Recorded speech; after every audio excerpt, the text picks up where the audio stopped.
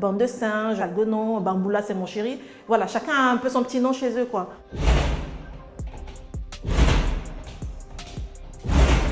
Elle frappe à 4 h du matin, elle frappe à minuit, elle frappe à 1 h. Que les enfants soient là ou pas, elle frappe. Moi, j'ai déjà fait des crises d'angoisse à cause de ça.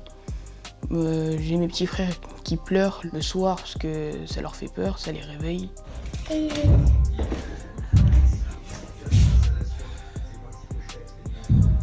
La situation aujourd'hui, elle est intenable, elle est invivable, insupportable. Pourquoi ils font ça? Ils font ça tout simplement parce que pour eux, on n'a pas la bonne couleur de peau.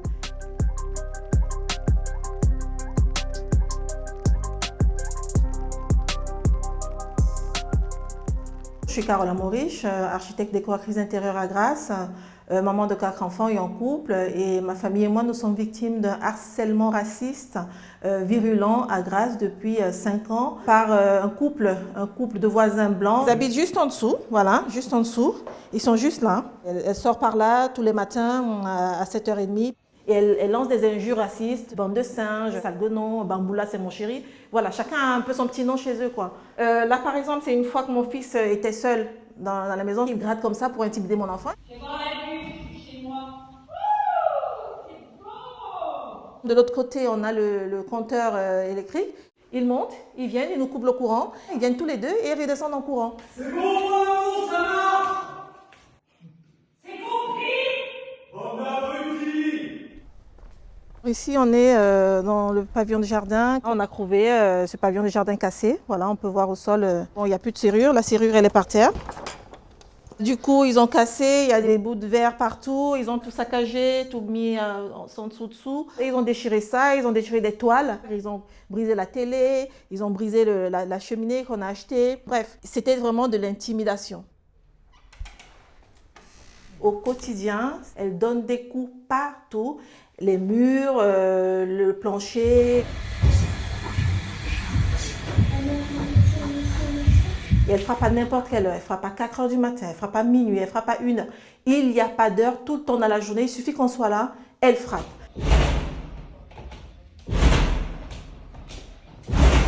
Ça va plus loin tous les jours. Moi, elle m'a tendu un guet-apens, là, elle est venue me cracher sur le visage dans la rue en me traitant de sale guenon.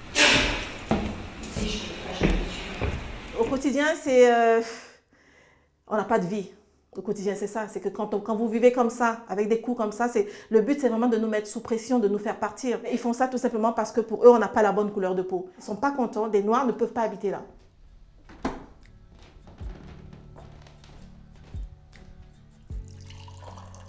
À l'époque, on avait 3 enfants. On venait d'Antibes.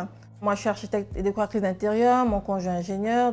Donc, on est venu là parce qu'avec le Covid, on voulait une maison où les enfants, une maison de famille, quoi, où les enfants auraient un jardin et tout.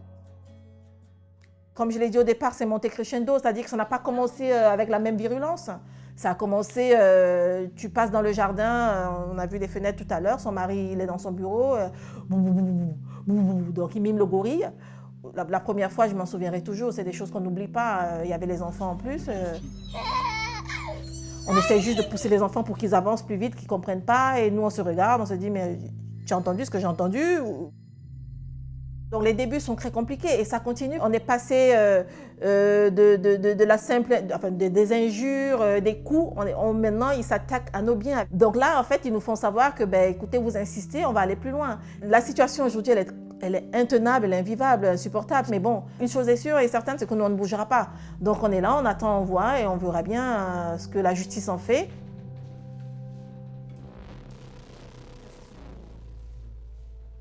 Depuis le début, on a porté plainte plus de 52 fois, sans compter les mains courantes.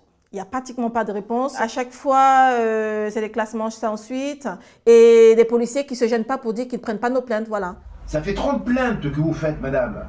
Il continue quand même, donc ça ne sert à rien. Vous comprenez, madame? Et vous me dites de ne plus revenir.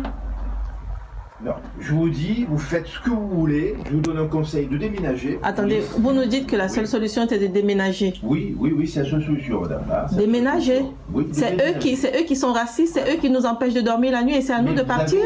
Donc on n'est pas étonné que les plaintes n'aboutissent pas parce qu'en fait, quand ils font semblant de prendre les plaintes, en fait, ils doivent les mettre à la poubelle. Il y a quand même eu un jugement qui a été rendu pour des faits précis. Il est reproché à madame d'avoir tenu le 27 janvier 2023 publiquement à l'encontre de Mme Amouriche, Carole, des propos revêtant un caractère raciste. Il lui est plus précisément imputé les déclarations suivantes. Vos enfants sont crocs-noirs, on ne les voit même pas passer, vous feriez mieux de changer de couleur de peau. Le 5 mars 2025, elle a quand même été condamnée à 2 mois de prison avec sursis et affichage public à la mairie de Grasse. Donc nous, ça a été déjà une grande victoire. C'était la seule victoire qu'on ait jamais eue. Du coup, ils ont fait appel et on est passé il y a 2 semaines, le 27 janvier, voilà, au tribunal d'Aix-en-Provence. Et voilà, on attend le jugement qui sera rendu courant février, fin février. Ça a changé dans la mesure où on ne se sent plus seul, on médiatise l'affaire, on en parle. Mais maintenant, ça continue, la situation est toujours la même. Ah oui, c'est la madame déjà. Avance.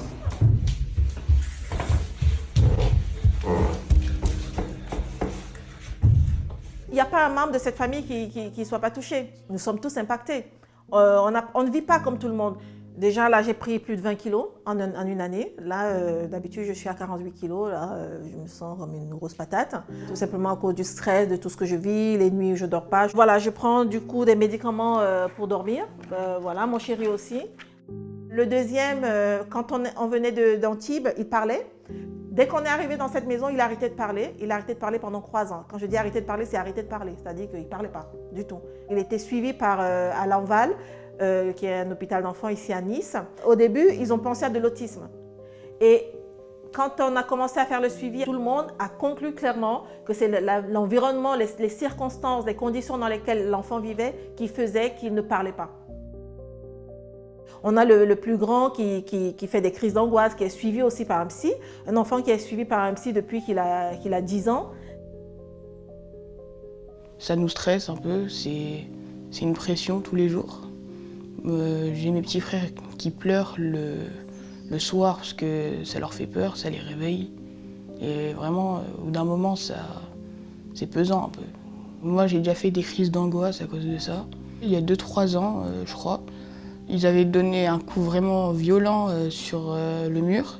Ça avait fait trembler un peu le mur de ma chambre. Et je me suis réveillée en pleine nuit, j'avais du mal à respirer. On a appelé les pompiers et je suis partie à l'hôpital. Le truc, c'est que je savais que tous les jours, ils donnaient des coups. Mais là, à ce moment-là, c'était vraiment fort.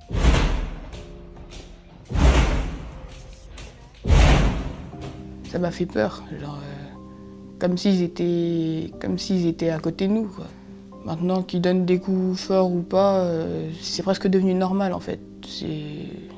C'est comme dans la rue, t'entends les voitures, bah ici t'entends des coups, quoi.